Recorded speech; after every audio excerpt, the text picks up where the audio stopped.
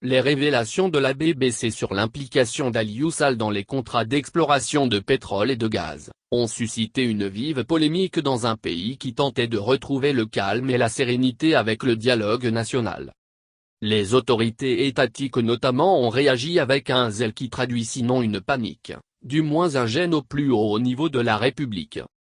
Le président de la République a fait une sortie suivie du ministre des Affaires étrangères, en plus de la conférence de presse du porte-parole du gouvernement. L'ambassadeur de la Grande-Bretagne aurait été convoqué et la direction de BP a fait une conférence de presse qui a les allures d'un démenti. Une diligence qui en dit long sur le degré d'exaspération qui anime ceux qui nous gouvernent face à cette nouvelle pratique de la presse moderne qui est le journalisme d'investigation. Et ces réactions des autorités ne sont pas les seules, les organisations de droits de l'homme ont, pour la plupart, exigé la vérité, rien que la vérité et la classe politique s'emballent.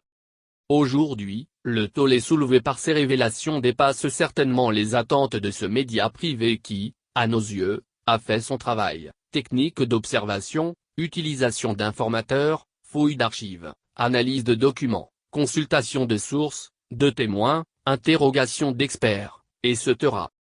Faisons remarquer que le journalisme n'a pas de frontières. Il obéit à des règles universelles, impersonnelles, selon une éthique et une déontologie rigoureuses.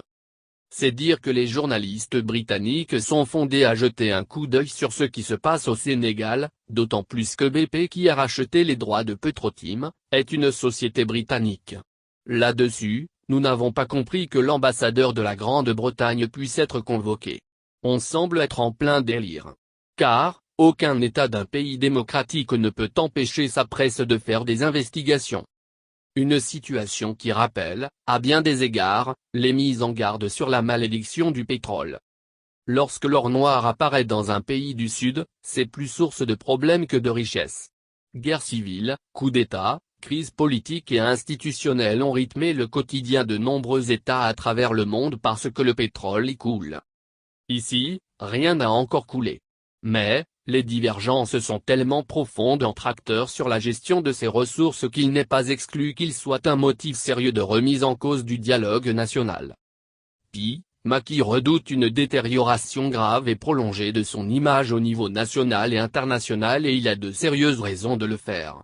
Car, lui qui voulait s'ériger en chantre de la lutte contre la corruption et la malgouvernance, va devoir revoir ses ambitions à la baisse.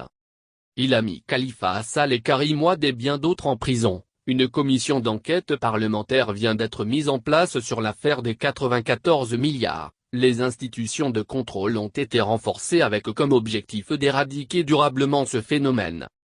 Si, parallèlement, le frère du président en personne est indexé, cela crée un sentiment largement partagé d'injustice. Aujourd'hui, seule une enquête sérieuse venant des institutions de contrôle, des institutions judiciaires ou parlementaires peut éclairer la lanterne des Sénégalais. N'empêche, un parfum de malédiction plane déjà sur notre pays en attendant les premiers jets de pétrole. C'en est déjà une pour Macky qui redoute les conséquences politiques et économiques d'une telle situation qui n'est qu'à son début.